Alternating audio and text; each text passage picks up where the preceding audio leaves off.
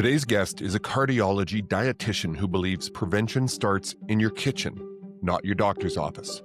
Michelle Routhenstein has helped hundreds of clients reverse risk factors for heart disease with one simple principle: food is medicine, but only if you know how to use it. In this episode, we talk about the nutrition myths killing your motivation, how to eat for long-term performance, and what most people get wrong about heart health. Michelle Routhenstein, welcome to the EOR podcast. Let's go. Hey everybody, it's Quinn Magnuson, your host for the EOR podcast, and today my guest is Michelle Routhenstein, a preventive cardiology nutritionist, registered dietitian, and certified diabetes educator.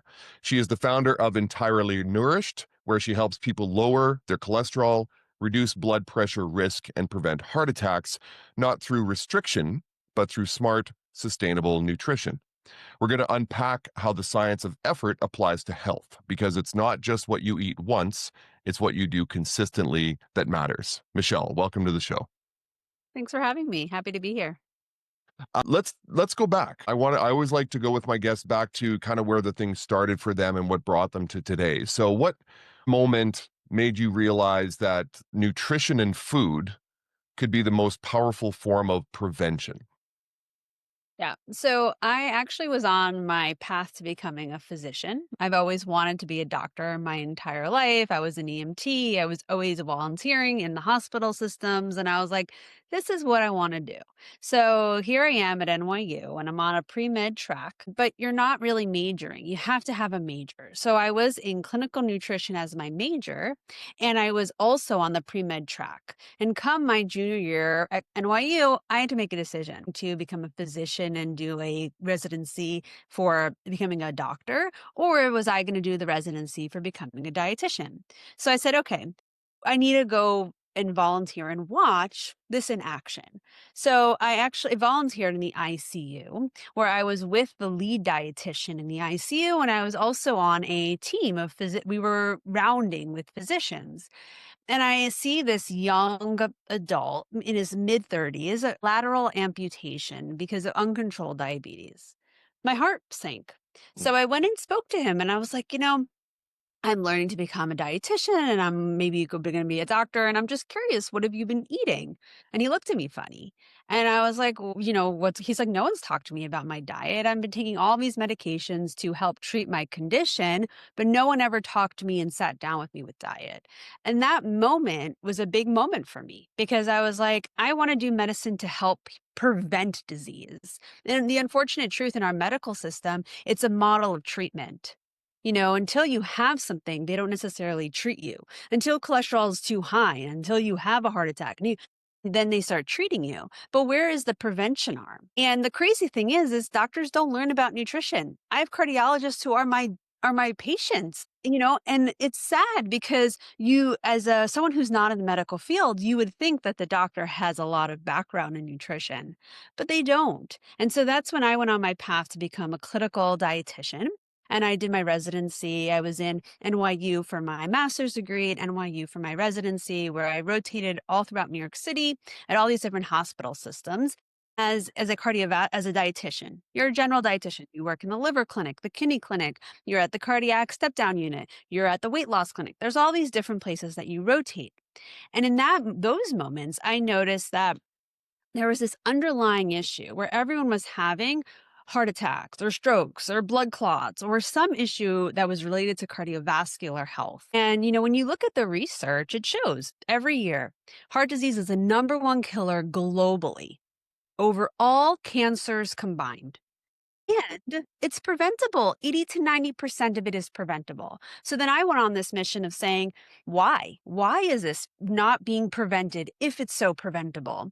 I'd ask physicians and their answer was always the same. Patients are non-compliant. I'm like, patients non-compliant? People want to live their life. Like that's not a good answer. I don't think that's really the answer here. So I ended up creating my own cardiology fellowship. So after I got my RRD exam, I finished my board exam, I got my RRD license, I went and I worked with preventative lipidologists and heart failure specialists and electrophysiologists. So all the different types of cardiologists out there.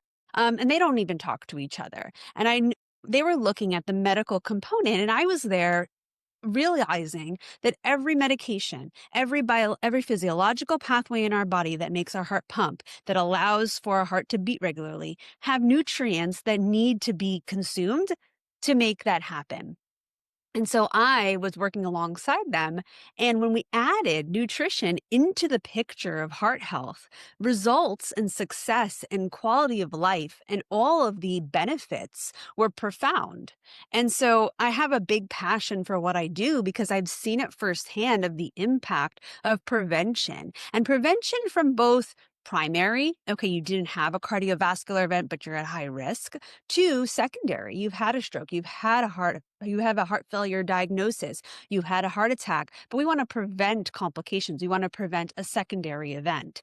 So science-based nutrition has a role everywhere that we look. What we eat is going to be a component to what happens in our blood vessels, and we need to be adding it and really talking about it more granularly to really have an impact in more people's lives.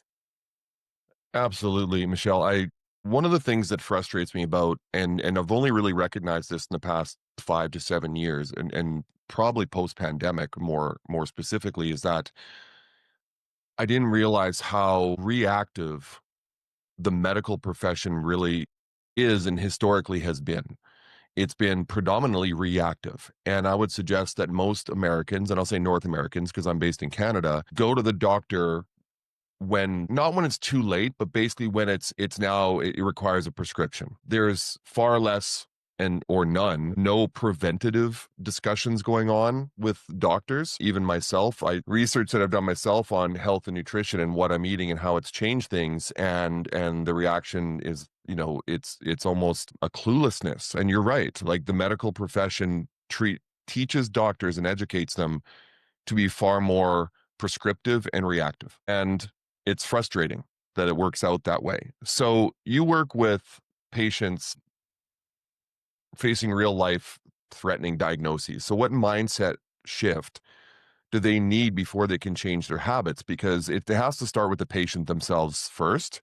And I truly believe that nutrition and mindset probably is far stronger than any prescription you can get. And that's just my beliefs. But I'd like to hear your side of things. What mindset shift do these patients need before they can start to change habits?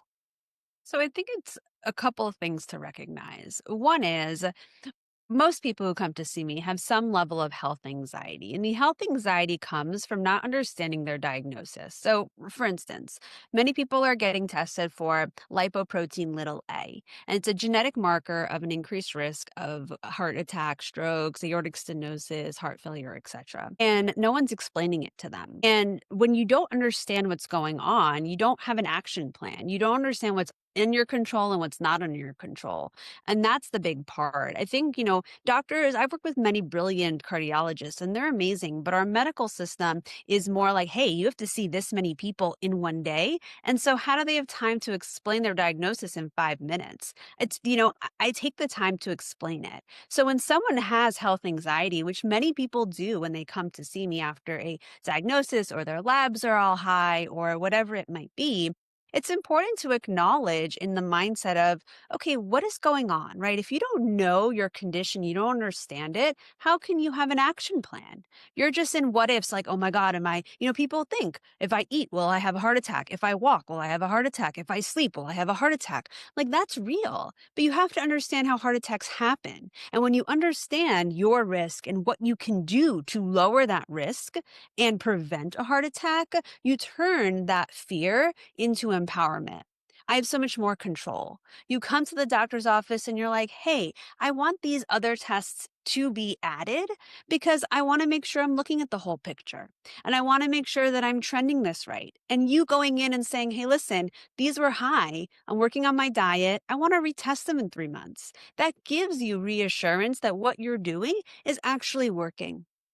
And so when you turn the fear into empowerment and then you look at metric driven results, you're going to help reduce that anxiety that you have. Why I don't I, We're not trying to throw the medical profession under the bus here, but why do doctors push back so much when you do present to them like, hey, I would like to get these blood tests done because of, maybe this research that you've done, or maybe it's family genetics, and you say that, and it feels like they're like, well, well, I can't get those blood tests done for you, or why do you want to get those done? Or there seems to be this reticence to do that.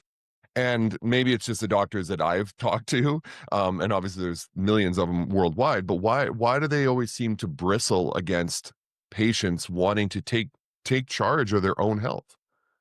There's a couple of reasons. One is some of them are not well versed in like the more advanced testing. So if it comes back high, they don't know what to do with that. Mm, So then they have a liability of, okay, it's high. What am I going to do? Do I have to refer them to someone else? What should I do? It's that unknown. So if they don't test it, they don't have that liability against them. That's one. Two is some of its insurance won't cover. And the third, which is the honest truth, is that there's some tests that don't have a medication to treat it. And a medical doctor is taught medicine, which is pharmaceutical agents. And I don't yeah. think enough people realize that. Your doctor, if you have high HSCRP, high inflammatory markers, your doctor's not going to prescribe you an anti inflammatory diet. They don't know what that is, they weren't taught that. So, and the drugs that help to lower HSCRP are not so robust for them to say, okay, I can now treat you with this. So there's a lot of that going on. A lot of the tests that many people want to be asking for preventatively are nutrition focused. They need a tweak in your diet. They need focusing on what you're adding to help improve them. And the doctor is not well versed enough to do that. So many of my clients will say to their doctor, hey, these are the list of tests I want. I'm working with a cardiovascular dietitian who's going to help me adjust my diet. And they're more than willing to actually put them in the system and get them because they're in their chart are going to write requested by cardiovascular dietitian to help with diet. They've covered their bases from a liability standpoint in their charting. Interesting. And so that would make your position even more impactful. I feel like, and once again, I speak lately, and maybe it's just because I had no clue a decade or more ago, but it feels like specialists today, and the knowledge that's out there on the internet, but the specialists today, such as yourself or naturopaths, which used to be woo woo, kumbaya stuff, but now it's actually considered very helpful. But specialists are having far more impact on people's health, especially in the area of diet nutrition, than doctors themselves. Because once again, diet nutrition and specialists like yourself, Michelle, are preventative.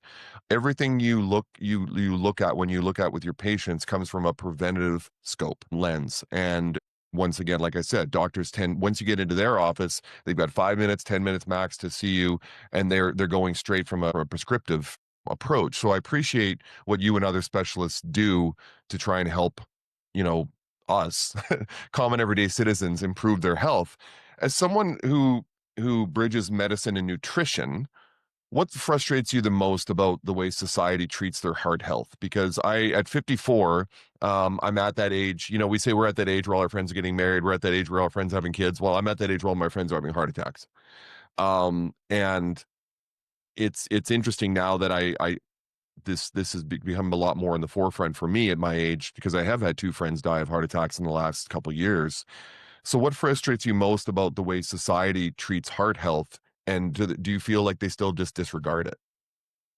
So I think many people have an idea of how doctors should be. And I think it's a time where we accept the way the medical system is, right? So, what I mean by that is there's a lot of brilliant doctors who will be proactive and preventative, right? If you find that right person who will advocate, there's a lot of also specialized naturopathic doctors who will just sell you a bunch of supplements, tell you that the medicine world is wrong. We need to avoid that too. Yeah. What we need to do is be your own health advocate. What frustrates me the most is that people wait so long until they're like, okay, I'm about to retire. I need to go get an exam. So they go, this is very similar for someone your age, at least in New York. People were like, okay, I'm about to retire. I want to go travel the world.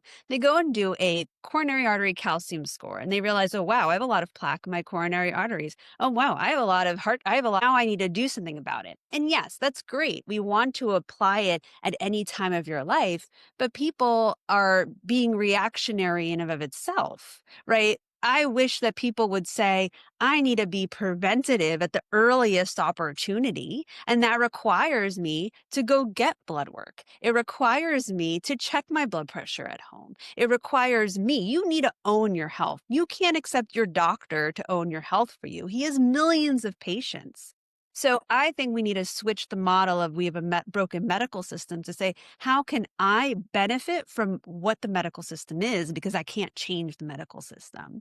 I think it's going to a cardiologist going into the doctor and saying, hey, I'm concerned about my heart health. Can we do advanced testing here? Can we look further into all of this so that we can prevent heart disease? Heart disease is a progressive disease. It doesn't just happen when you're 50.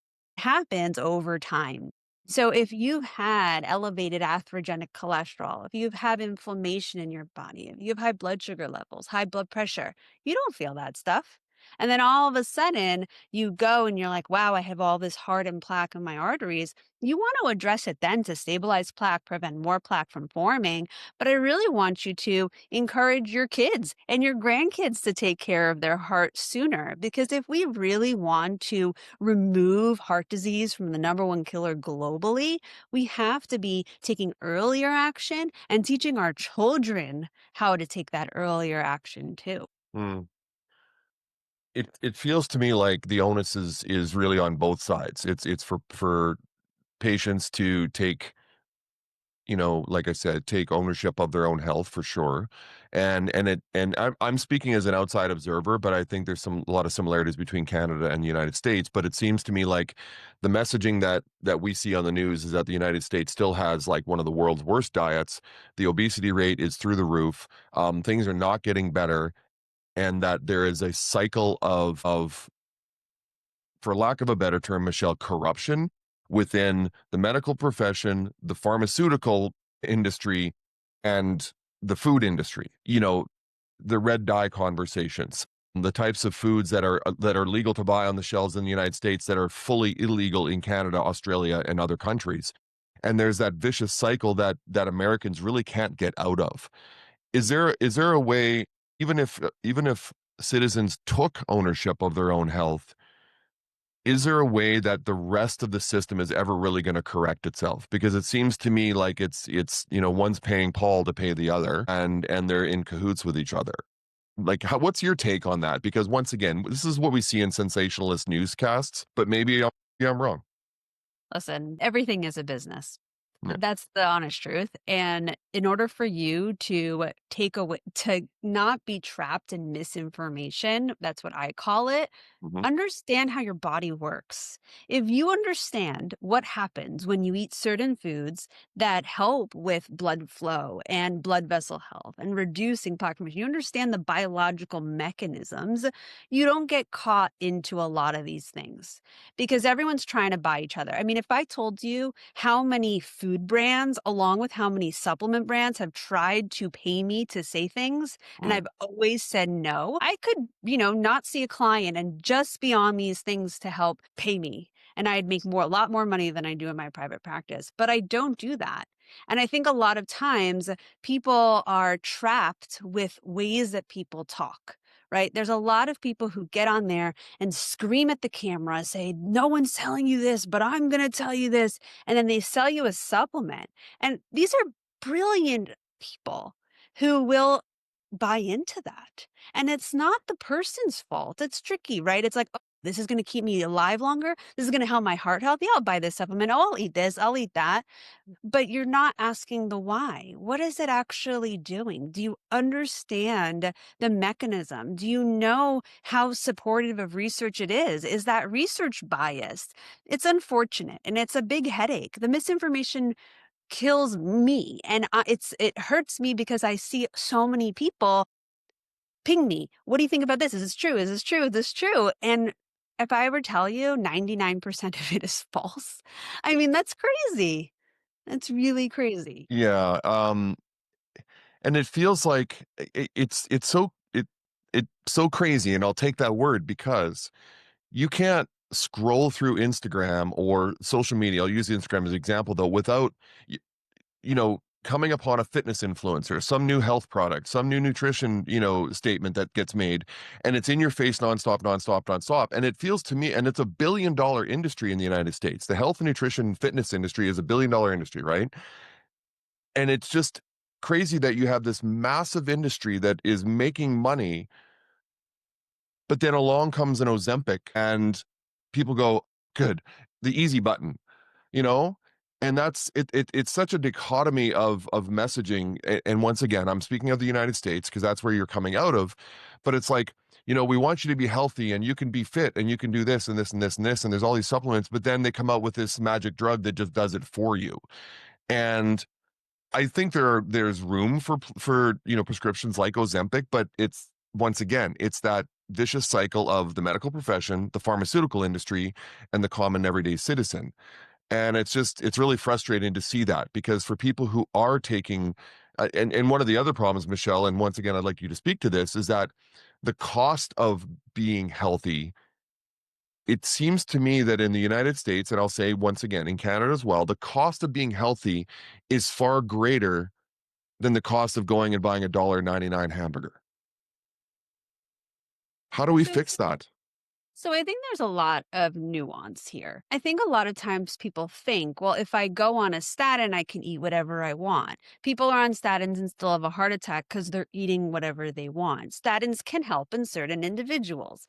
Now, same thing with Ozempic. Some people have a lot of food noise, and Ozempic can really put them on track. But if you say I'm going to be going on Ozempic and I'm just going to eat whatever I want, you're not helping the thing. We need to make sure we're pairing nutrition with medication when medication is necessary. And I think it's this idea that, well, if I'm on medication, what does nutrition have to do with anything? And that's a bigger problem. I also think that we're oversaturated with, yeah, these influencers of saying, take creatine, take this. If anyone's telling you to take a supplement and everyone needs to take it, they're clearly just there for profit. There's people saying, hey, don't take a statin, take all of my supplements instead. Red flag. We need to be smarter consumers. And it's hard because we mistrust so many of these people, but we really need to come down to what works for me and personalize it to say, what do I need and how do I make it fit within my diet? And within my lifestyle. And along the side of, the cost of things, I think it comes to play of, well, how do you view the cost of anything, right? If you wanted to be the best baseball player, you'd hire a baseball coach, you get up every day, you practice for hours, you'd put time, money, and effort into being the best baseball player. If you want to live a long and healthy life, and your idea is, hey, I want to be medication free as long as I want, as an example, you're going to have to put in effort to cook your meals and provide the nourishment your body needs. Prioritize your health above other things. And that takes time and investment. And that's the honest truth, right?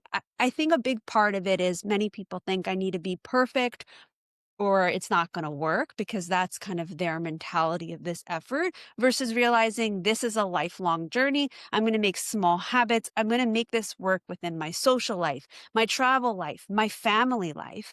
But realize that what you put into effort is going to help live your life. My father, when I was young, and maybe this is why I got into nutrition to begin with, said to me, Michelle, without your health, you have nothing.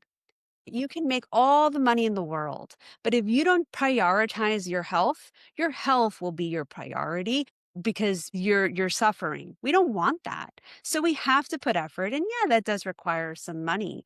The issue with globalization of, hey, we need more people to eat more well-balanced meals and nutrient adequate meals is we've tried many initiatives and it doesn't work. What I mean by that is I remember when I was in college, in New York City, they tried to every chain restaurant from McDonald's, Burger King, every fast food had to have a salad option.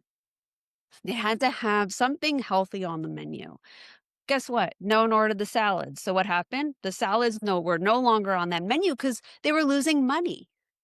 Right? And so that's the honest truth. We can't force people to change, but we have to share why it's so important and what it does for your body to make sense of the misinformation and be in control of your future. I love what you said about effort because that's exactly what EOR and effort over results is all about. It really is understanding that, listen, there are no quick wins. There are no magic wands that you can just wave, especially in the area of health and nutrition, and that it takes years and it has to start young, but it takes years of, you don't have to eat lettuce every day. Like, and grass. It's literally it's just making good and better. And even if you decide to, like I say, shoot the alligator closest to the boat, how about take something out of your current diet that at least is going to stop the sprint to bad heart health, right? Take the sugary drinks out of your diet. Go to a Coke Zero if you really have to. I know it's not necessarily the best, but it's better. There's so many small little moves that people can make that it's not about necessarily taking a step forward and I'm going to go to the gym tomorrow. It could be just, hey, why don't we just eliminate this from your life? And that's something, it's interesting. That's something that I did with my daughter because she felt overwhelmed by the weight she had gained during COVID. She was an athlete. And she's like, she goes, I don't even know why I bother starting going to the gym because I'm so overweight. And I'm like, how about this? Let's just take the Coke and the iced teas and the sugar drinks out of your diet.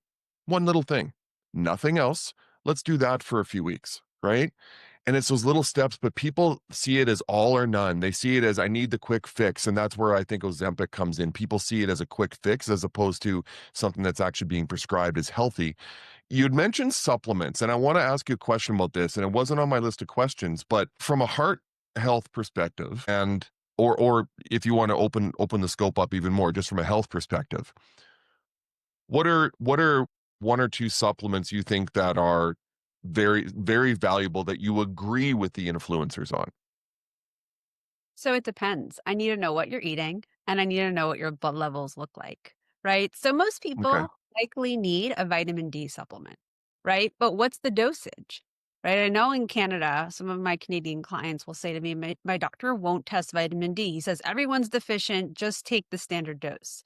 Well, if you're deficient and you take 1,000 IUs, your vitamin D will not go up. That's the honest truth, right? I need to calculate your vitamin D needs based off your body weight and based off your current vitamin D levels to give you the dose. Is it 4,000 IUs, 5,000, 2,000, 10,000? Vitamin D is a fat soluble vitamin. If I give you too high, it can become toxic and actually make bone health dynamics worse. So I need to know your blood levels in order to give you that prescription. If you are a vegan and you don't eat any animal products, you likely need a B12 supplement.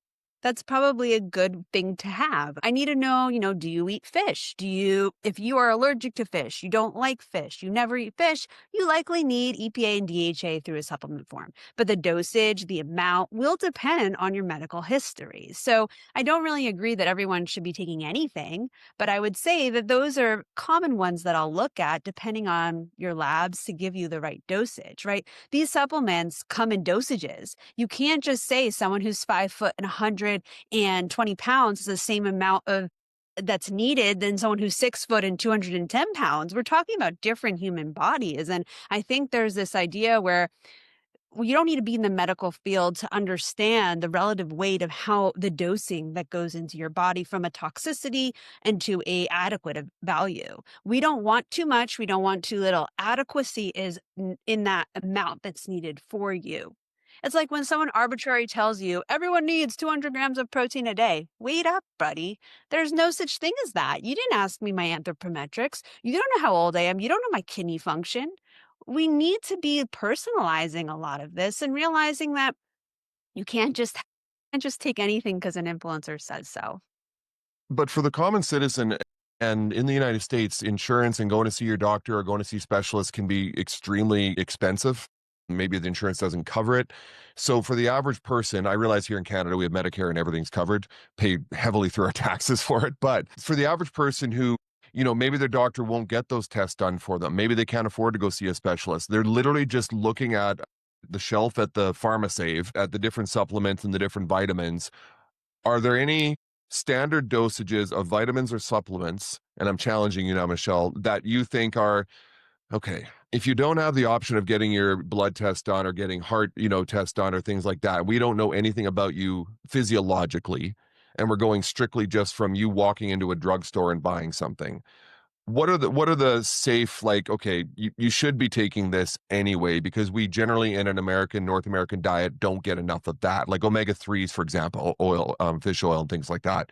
Are there any that you still would kind of put your stamp of approval on if people don't have access to all that data? I mean, you have access to what you eat. So tell me, what do you eat? Do you eat fish? If you eat fish 3, 4 times a week, no, you don't need an omega 3 supplement because your risk of reducing inflammation on the atherosclerotic site is so much more potent when you eat it through your food. So my approach is always food first. Hmm. Supplements have to go through your liver and your kidney to actually get removed. And what does your liver do? Helps with cholesterol metabolism. What does your kidneys do? Help with blood pressure metabolism, things that are very needed for vascular heart and heart health. So I wouldn't recommend more supplements is not necessarily better. I mean, if I had to give you kind of like what's a normal thing, I would say, okay, maybe 2000 IUs of vitamin D could be beneficial to most people, especially in the winter months when you're not getting sunshine. Yeah, that's a good one. If you eat sardines with the bones regularly, maybe not necessary, but vitamin D is hard to get in our food supply. Otherwise, you can really get this through food. And when you look at it through food, it's in the whole food matrix. It's not just extracting one nutrient from a lab. We have this fallacy that supplements are natural. Supplements are not natural. They're made in a synthetic lab that's not very regulated. And so a lot of times lead, arsenic are in the product. And when we test it on a third party, guess what? Most of the supplements don't even have the active ingredient it tells us it's having on it. So it's expensive urine at best, but worse, it could cause liver damage, kidney failure. I'm not really a big proponent of supplements, really not something that people would need if they really focus on what they're eating through their diet. And that Interesting. also, Yeah. we Go talked a ahead. lot about pricing. Yeah. Think about it. People who come into my one-on-one services tell me, Michelle, you saved me money. They were on 30 supplements. I told them they didn't need most of those. They ended up with 3. Do you know how much supplements cost?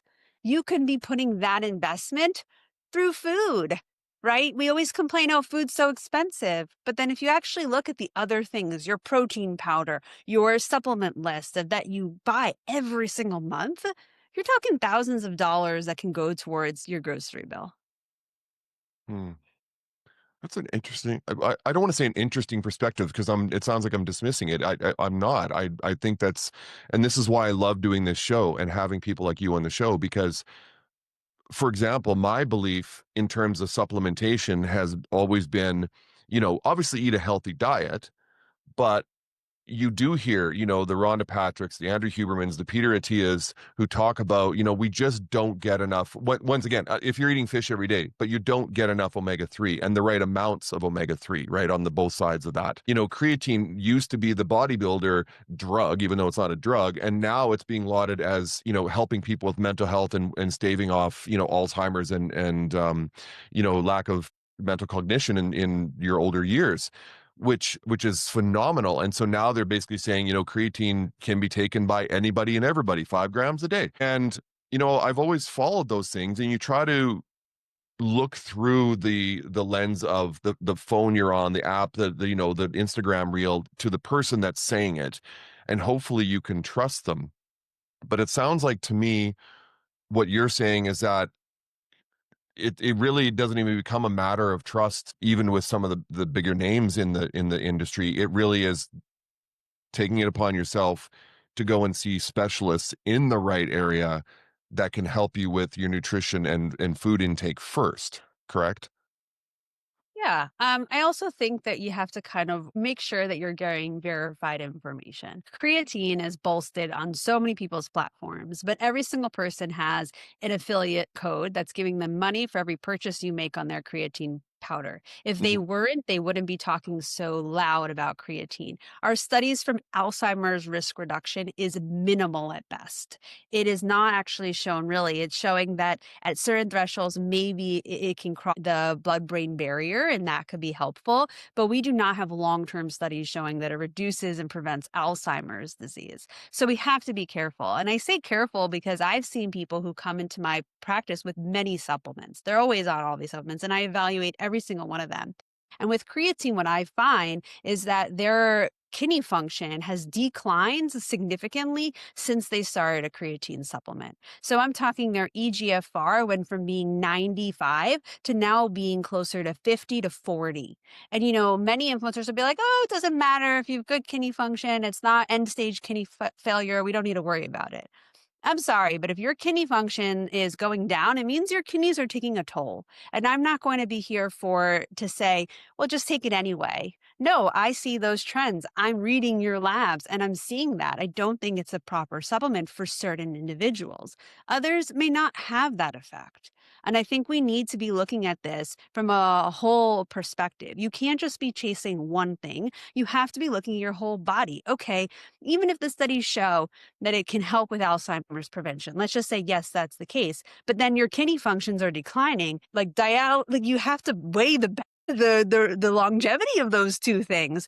We have evidence that when you eat a diet that is rich with whole grains and with green leafy vegetables and colorful vegetables and your nuts, your seeds, your fish, your lean protein, everything all that you need from a nutrient adequate standpoint, we reduce the risk of Alzheimer's disease. We have that research. We need to be more, again, with the quick fixes. I look at supplements just like quick fixes. And a lot of times, people who are pushing the supplements are the ones saying that the pharmaceutical industry is what is killing us. And that dichotomy drives me crazy. We need Mhm. to come to a standpoint of saying, does it work for you? If you're doing resistance training and you're trying to build muscle and you're struggling, maybe creatine would help in those. It has a small increase of muscle mass. Sure. Let's monitor your kidney function. If your kidney function is doing well, great. That can work for you in your body. But to go out and say, oh, it's the cure for everything is hyped up. And I'm not here for that. Okay, I love this. This is getting good. So, okay, walk us through a process when a new client comes in to see you. What do you look for first? Is it previous lab work, so data? Is it lifestyle? Is it mindset? Walk us through a session with you, Michelle. Yeah. So before I meet with my client, my one on one clients, I actually have them send me their medical records. I like to look at least 3 years of blood work. I like to look at their supplements they're taking, the medications they're taking. I do a thorough deep dive. And the reason why I do this is because most of the time people have no idea what their medical records say or what they mean. So I look at echocardiograms, I look at CT scans, I look at everything. And a lot of times I will find information that helps me educate my client, but then have targeted questions regarding their nutrition and lifestyle. So I've reviewed that, and then we meet for a 90-minute initial assessment. This is already, I screen everyone before I work with them to make sure that we're a good fit. So I offer 15-minute complimentary discovery calls. If I can't help you, I'll refer you to someone who may. But I focus only on cardiovascular disease, which spans a lot, but it's very specific. So I see individuals who I can help because I want to make sure that they'll be successful with my services. So after I reviewed their medical records, we sit down together. And in that, I'm asking a lot of questions. I want to understand, okay, why is their aortic root dilated? Why is their blood pressure high? Why do they have plaque in their arteries? Why do they have heart failure? I'm doing puzzle work in my first 90-minute session. So I already saw what their medical history tells me. And now I'm kind of pinpointing to say, what's the cause of this? So I ask questions about, their day to day. What does that look like? I'll ask questions about their gut health. We'll talk about their sleep. We'll talk about their stress. We'll talk about their travel schedule. We'll talk about their food preferences, what they like to eat. We'll talk about their family dynamics. We'll talk about things that will signal to me, hey, there might be some underlying inflammation. I'm really digging deep to get to know my clients, to understand their whole medical history through a nutrition and lifestyle lens. So I've already reviewed their medical records. So now it's tailored to saying, well, why did those things show up? try and understand the why behind it so that then I can give them the tips to help them in the next steps. So after I do that 90-minute evaluation, we will come together and say, you know what, I really want you to prioritize these 3 things for the next 2 weeks. And then during that time, while they have that homework to set them up for success for when I start giving them their meal plan and their nutrition advice, we're helping with kind of establishing a routine and establishing what they need to prioritize to help them reach their goals. But during that time, I go home, and that's where I create their roadmap. I'm very big transparent practitioner. What I mean by that is I provide a written document of a health resource guide and a meal plan, 100 pages long, that's written for each individual that goes through what does your medical record show me and how does nutrition play a role? So it will outline everything from the medical record. It'll explain it and it will say what are the nutrition implications and why. Why do we need to limit saturated fat? Why do we need to increase magnesium and calcium? And how do we do it for you? Well, how much does your body need? How do we make sure you're pairing the nutrients together so we have optimal absorption? So I write all of this out because it helps set the foundation of what we're doing together. But I'm all about small changes. So we're every 2 weeks picking up 3 more habits. And the reason why we do it like that is because then my clients can say to me, Michelle, this was challenging, or I hit a bump in the road and I need how do I navigate this? Or this went really well. Great, we can add another one. And then when we do it this way over a month and a half, over 3 months, depending on the program, people are getting to 75% of consistency. And that's allowing them to see results. It's increasing their energy levels. They're seeing how it affects their blood pressure. And then after 3 months, they retest their labs and they see their hard work show results, and then they continue to do it. So it's super important that I personalize my care, but also be realistic, right? I always ask, is there any non-negotiables here, right? I'm not going to take away your favorite cup of coffee the way you like to make it. If that's a non-negotiable, we can work with the other things that you do like, and we go step by step. Sometimes I focus on one meal at a time. And sometimes, we add certain things outside of meals, like exercise, stress management, hydration, other things. But my biggest thing that I work on is understanding the why. When you understand the why, you don't fall prey to the influencers and to the misinformation. And then when you go to your doctor's office, it's super productive because you're there with confidence. You're not there anxious. You understand what you want to ask him, what his role is in helping you with your health. Hmm. I wonder about the demographics, the type of patients that you see. And because where I'm going with this question, Michelle, is it feels to me like people who would approach you, and I would be one of them. I'm very interested in this. People who would approach you to go through that process with you, okay, are people are more people who are really trying to refine and tweak their already okay diet and nutrition health. Wouldn't necessarily be the grossly obese overweight person who's coming to you, because that's such a large task for them to take on that type of mindset shift, psychology shift, and psychology has to do something with it, and I want to try to talk about that in a second. But just the fact that they're going from 4 or 5,000 calories a day, and now we're having to negotiate down to say even 3,000, things like that. So who are the types of clients that you're seeing reach out to you on the regular? I realize, Michelle, you're going to see everybody from A to Z, but who is it that you're seeing? The ones that are tweaking their diets and trying to refine it, or people who are really in desperate mode? I think there's 2 buckets that have a little slightly demographic. So you're right. I do see a whole spectrum, but I say there's 50% of my clients, maybe a little bit more. I'll say 60% of my clients are people who have a higher risk of a heart attack. So they Okay. either have high LP little a, they have high blood pressure, high cholesterol, they have high calcium score, but they didn't have a cardiovascular event. And a lot of them are confused. Some of them are athletes. Some of them are just, not overweight, maybe slightly overweight, 10, 15 pound weight loss. They're like I have this, I'm kind of scared. I eat an okay diet. I don't understand, like, am I getting all the nutrients? Or I got, now I have osteoporosis and I'm confused of how to fine tune it. So they're relatively healthy. They think they're doing everything right, but they're missing that piece of the puzzle. The other 40% are people who have either heart failure, they've had a heart attack, they've had a stroke, they've had a major life event. And they know, and sometimes people will say who come to me, I've had one client recently who's like, I know I need to do this, but I'm going to be honest, I'm doing it with a little bit of trepidation.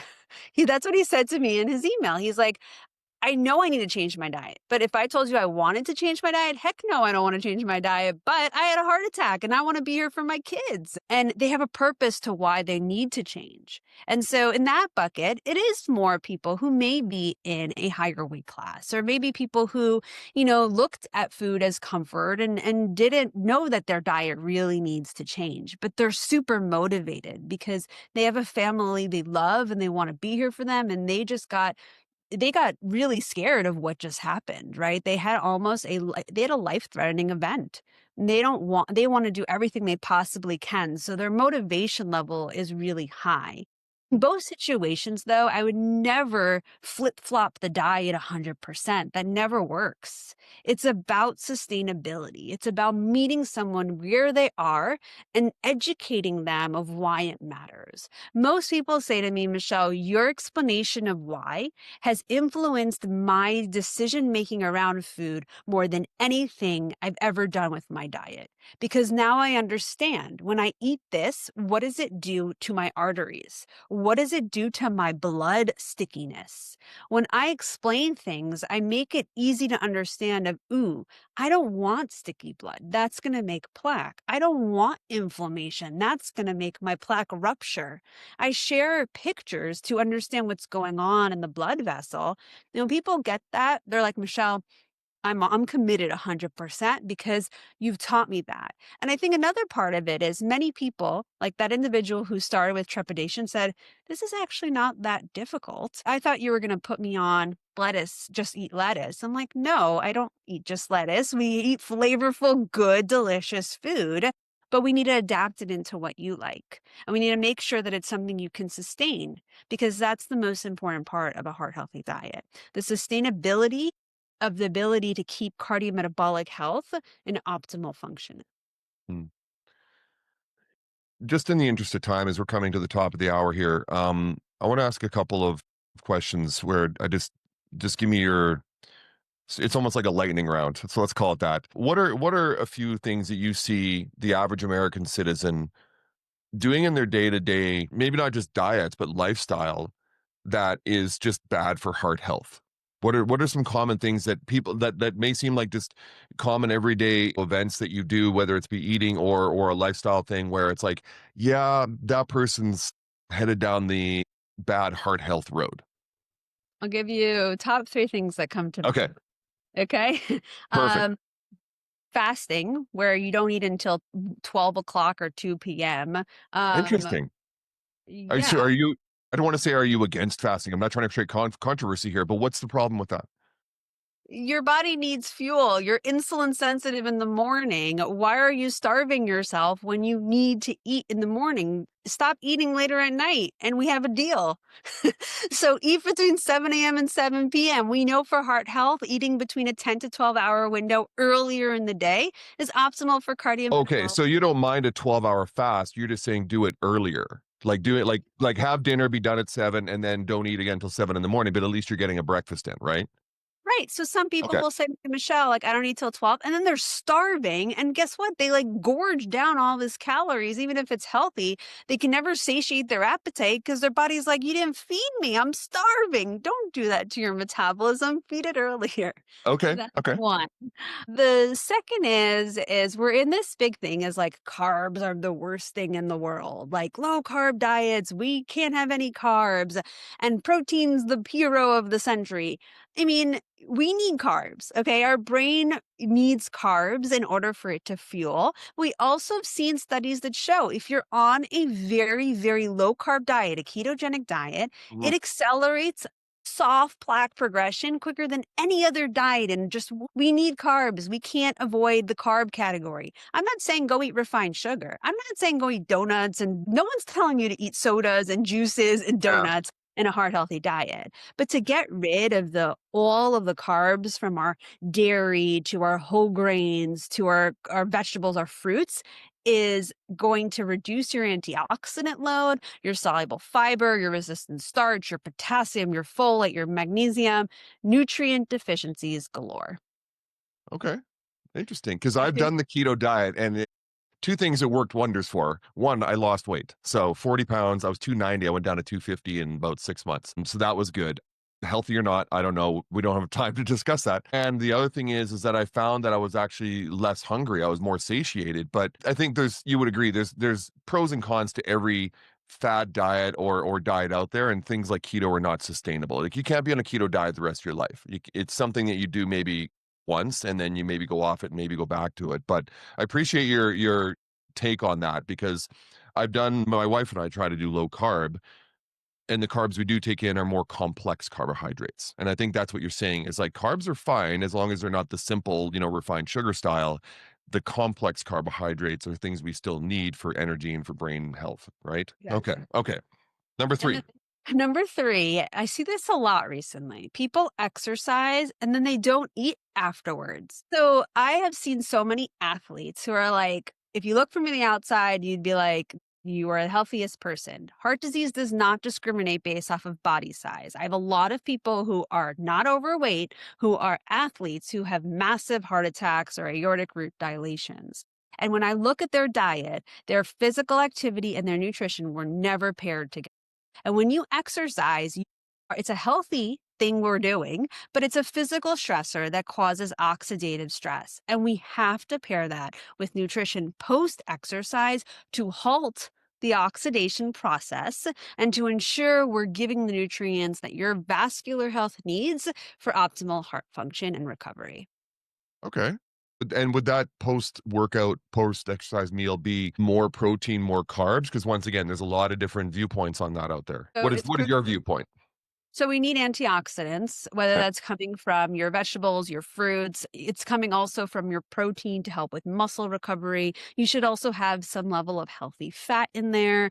You want to make sure you're having starch to help with replenishing your glycogen needs depending on the type of exercise. You want to refuel. And so a lot of times, especially people who fast, I've had people who would fast in the morning, work out, and then not eat until 12 o'clock. So you're like, do you know how much stress you're putting on your body? Nope, no amount of creatine is going to help with that. Okay. Okay. So let's finish here. I want another top 3 from you, but now I want to know the top 3 things your average everyday citizen who maybe doesn't have access to a ton of different things, specialists, maybe, certain types of food, but what are 3 things that your average human can do to improve heart health that is low cost or no cost? Yeah. So I mean, couple simple things. Well, let's start with physical movement, right? So it costs nothing. Go for a walk. Get out in nature. See the sun. We're so stuck in our offices staring at this computer screen all day. I'll tell you this, stagnant blood is the worst kind of blood. You sit down for 8 hours, your blood has pooled. Nothing's moving. We need good blood flow for optimal cardiovascular function. Take a break, 5-10 minutes, go for a walk. It will not make you less productive. It will make you more productive. So that's one. Okay.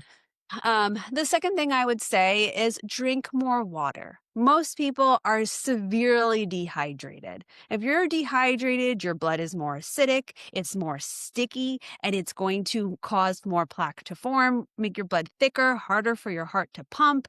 We need blood throughout the body. Make sure you're drinking enough water to help. That's two. The third one is I'll say breakfast. I want you to eat within an hour of waking up. I want your first food to be food, not coffee with protein powder in it. I want you to be eating and fueling your body because your body needs fuel to work.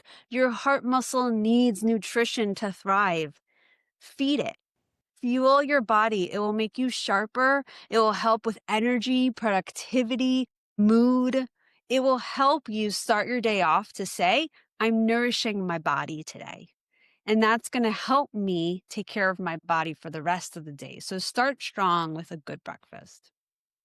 Well, Michelle, you're certainly proving that prevention isn't passive. It's a daily choice. I think it's important for people to know that to be more heart healthy doesn't require expensive gym membership or expensive blood tests or things like that. There are simple things, as I say, shoot the alligator closer to the boat. There are low cost, no cost efforts that we can put in to improve our heart health and health in general.